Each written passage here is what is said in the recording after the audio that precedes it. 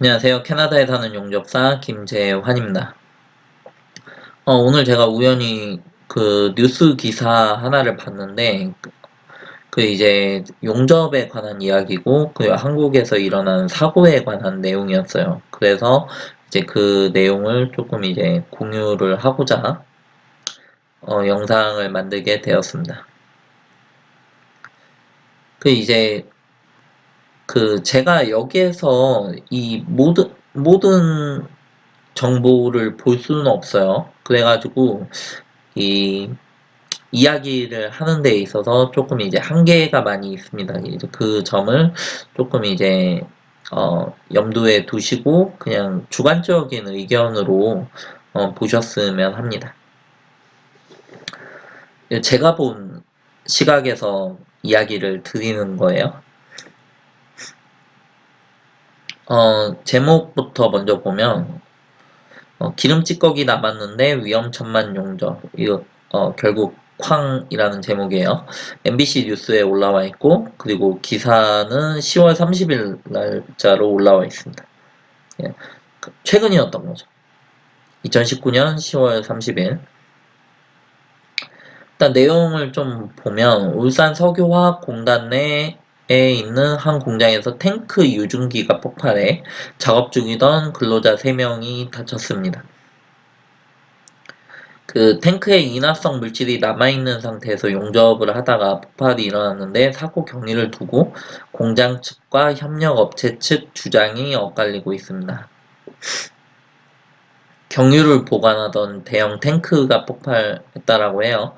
탱크 안 기름찌꺼기에서 나온 유증기가 폭발한 건데 그 압력으로 철제 탱크 곳곳이 볼록하게 팽창을 했다라고 하고, 사고는 용접 작업을 하기 위해 작업자가 용접기를 탱크에 대는 순간 발생을 했다라고 합니다. 그래서 탱크 위에 올라가 있던 50대 협력업체 직원이 1.5m 아래로 떨어져 머리를 다쳤고, 또 다른 직원이 1도 화상을 입는 등 3명이 다쳤다라고 해요. 그래서 인화물질이 든 탱크에 용접을 시도한 건 소방 배관을 설치하기 위해서였는데, 이 위험한 작업을 누가 허가를 했는지에 대해서 주장이 엇갈리고 있다라고 합니다. 이 협력업체 측에서는 이제 작업 허가서 받고 했다라고 해요. 이제 그걸 설치하게 되면 용접을 해야 되고, 그 이제 작업 내용에 용접이 다 포함이 되어 있는 거다라고 이야기를 하고, 사측 관계자는 탱크에다가 용접하는 허가를 내준 게 아니고 그 배관을 계속해서 연결해 나가는 거를 승인을 했다라고 해요. 그 고용노동부는 작업허가서 등을 압수해 정확한 사고 경위를 조사하는 한편 작업 안전 규정 준수 여부 등도 들여다보고 있다라고 합니다. 결국에 이 그 용접하신 분이랑 그리고 이 다치신 분들은 아무 잘못이 없죠.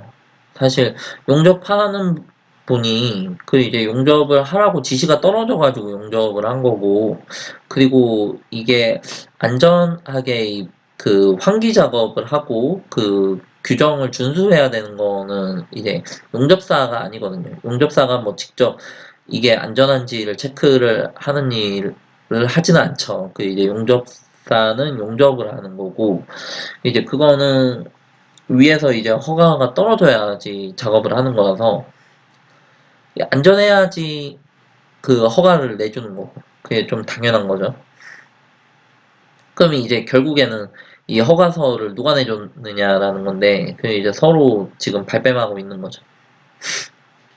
그럼 뭐 결론은 나와봐야지 알죠. 나와봐야지 아는데, 발표가 돼야 허가서를 봐야 아는 건데, 뉴스가 이렇게 나오고 또 이게 그 어떻게 결과가 나올 텐데, 이제 그 결과도 뉴스로 나올는지는 모르겠어요. 보통 이렇게 나오고 그 이후에 어떻게 됐는지는 알 수가 없지 않나 싶어요.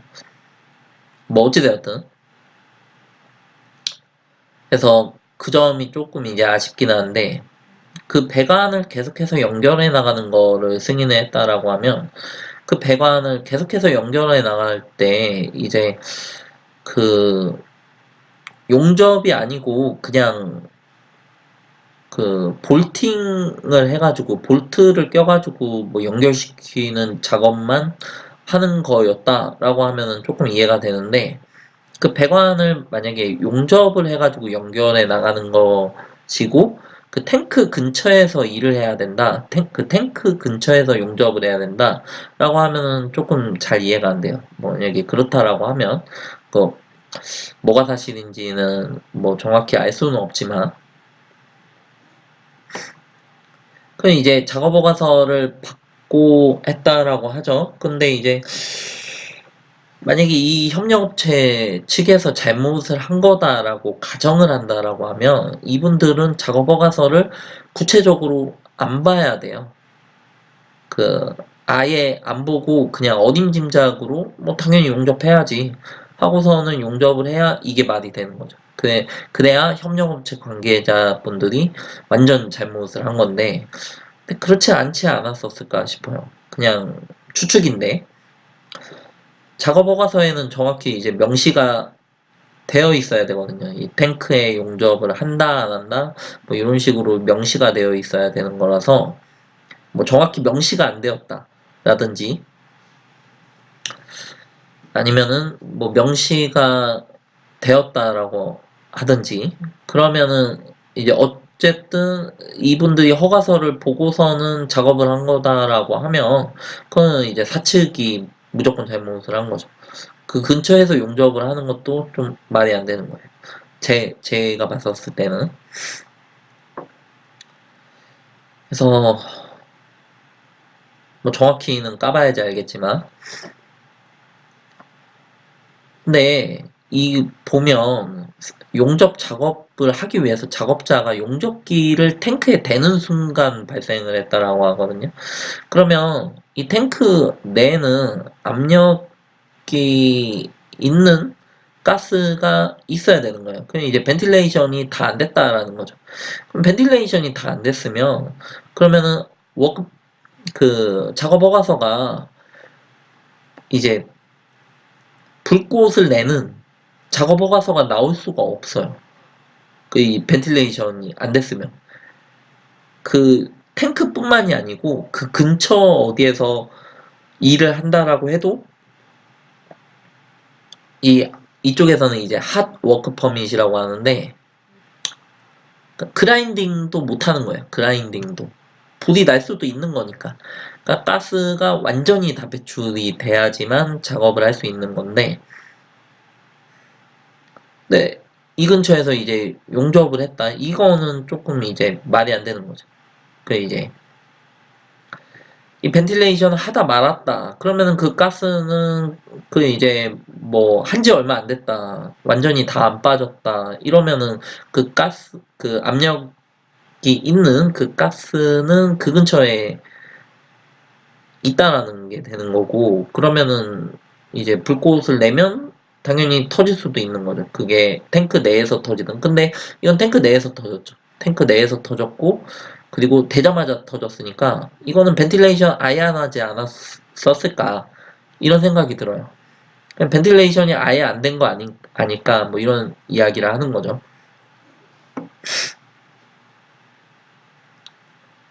그래서 딱 닿자마자 바로 터졌다라는 건데, 그 이제 예, 뭐 그게 가능성이 높지 않을까 싶어요. 그래서 예, 억울하게 이 협력업체 직원분들만 이렇게 다친 거죠. 1.5m 아래로 떨어졌다는 거니까 이 압력을 받아가지고 날아갔다라는 이야기가 되는 거죠. 이분이 뭐 잘못한 게 따로 없죠. 잘못한 게 따로 없는데, 예, 안전에 관해서 이게 그 지시를 제대로 이렇게 잘 못 내려서, 뭐 누구 잘못이든 이분만 억울하게 다치셨죠. 이분들만.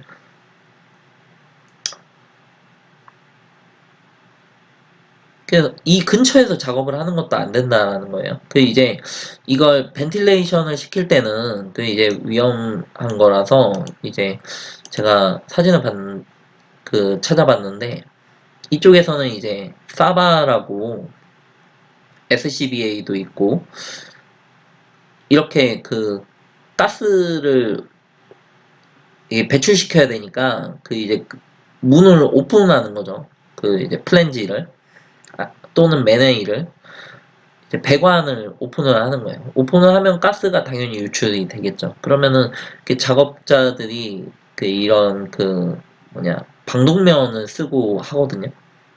이런 방독면. 그 방독면을 쓰고 작업을 하고 그리고 유해 물질이다. 그러면 옷도 이거 말고 요 겉에다가 하나를 더 입어요. 그 파이어백이라고 해가지고 뭐 그렇게 입다 보면은 거의 우주복처럼 입는데 실제로 그렇게 입고 작업을 해요. 저도 몇 번 입어봤었고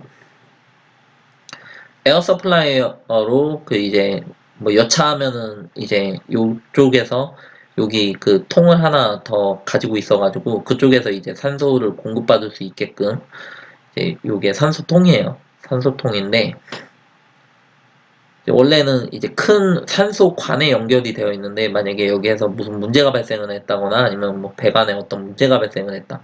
그래서 산소가 없다. 그러면은 요거 틀고 바로 나오게끔 이렇게 작동되는 거라서 이런 거 하고 환기시키고 그러고 나서 이게 그 가스 모니터거든요. 그 이제 가스 모니터인데 요걸로 체크를 해요. 그 이제 뭐 가스를 여러 가지 가스들을 다 체크를 해가지고 이상이 없다라고 했을 때 허가서가 나와요. 그렇게 하고 나서 이상이 없다라고 할 때, 그때서야 허가서가 나오는 겁니다. 이 기사는 넘어가고 이제 다른 기사를 하나 더 소개해 드릴게요. 안전저널이라는 곳이에요. 그 이제 작은 용접 불티, 대형 화재 사고 원인 5년간 1,800여 건 발생을 했다. 2019년 4월 날짜로 올라온 뉴스이고요. 그 간략하게 보면 이제 최근 5년 2014년도부터 18년도까지 1,823건이 발생을 했고 20명이 사망하고 268명이 부상을 입었다라고 해요. 그래서 그 최초 착화물을 분석을 해보면 스티로폼 등 단열재 그리고 PVC 합성수지 그리고 종이류, 직물류라고 합니다. 그리고 불티가 단열재 등에 들어가 상당 기간이 경과된 후에 발화가 되는 경우도 많아 연소가 일어나기 전까지는 알아차리기가 쉽지 않다라고 합니다. 2014년도부터 2017년이 가장 많은데 용접 화재의 인명피해는 그 이제 2014년도가 가장 많네요. 134명이 다쳤다라고 해요. 그리고 이제 9명이 사망을 했고요. 엄청 이제 많은 거죠. 근데 2014년도가 건수는 훨씬 더 적거든요. 그러면은 이제 몇 건 좀 큰 화재가 발생을 해가지고 이게 이렇게 되지 않았었을까라고 싶습니다. 뭐 어찌되었든 5년간 총 288명 총 합쳐서 사망 20명, 부상 268명이라고 해요. 그래서 읽어보면 그 이제 안전수칙을 철저히 준수를 해야 된다라고 하죠. 그 용접 작업 시에는 안전관리자가 사전 허가를 받아야 하고 그 허가 받아야 되는 거죠. 이쪽에서는 펄밋이라고 하고 그 이제 작업자가 직접 현장 위험성을 확인한 후 안전조치를 취해야 한다. 뭐 저희도 매일 아침마다 이제 출근하면은 안전교육 받고 그리고 현장 가면 그러면은 이제 뭐 위험물질이 뭐가 있는지 우리가 어떻게 해야 되는지를 항상 써요. 그 이제 이쪽에서는 뭐 용어가 뭐 여러 가지가 있는데 FLRA 뭐 아무튼 Field Level Hazard Assessment 뭐 이런 FLHA 뭐 이런 내용이에요. 그냥 뭐 어찌되었든 뭐 계속 써요. 매일같이. 무슨 위험이 있고 그리고 우리가 어떻게 해야 된다 이런 내용들을 적는 거예요. 용접 작업 불티가 가연성 물질에 착화되는 것을 예방하기 위해 최소 15m 이상의 안전거리를 확보를 하고 방화벽으로 구획하거나 방화 패드 커튼으로 덮어야 합니다. 또한 작업장 내 위험물질에 영향을 주는 요인을 격리시키고 공정상 필요한 최소량만 작업장 내에 보관해야 합니다. 아울러 단열재 등 부피가 큰 자재는 지상층에 별도로 구획된 장소에 보관하고 화기금지 표시 및 소화 용구를 비치해야 한다. 높은 곳에서 용접 작업을 할 때는 불티가 넓게 날아갈 우려가 있으므로 반드시 용접 불티가 날아가지 않도록 방지포를 씌운 후 작업한다라고 하죠. 그리고 이 밖에도 작업이 끝난 후에는 일정 시간, 1시간 이상 동안 날아간 불티나 가연성 물질의 내부에서 불꽃 없이 타는 일이 없는지 확인하고 사업주는 용접 등 화재를 취급하는 작업을 하는 경우 화재 예방을 위해 화재 감시자를 지정하여 배치해야 한다. 라고 되어 있죠. 이 내용은 정확히 이쪽에서도 똑같은 기준을 적용을 해요. 그런데 제가 궁금한 거는 과연 이대로 다 지켰을까 싶은 거예요. 과연 이대로 다 지켰을까?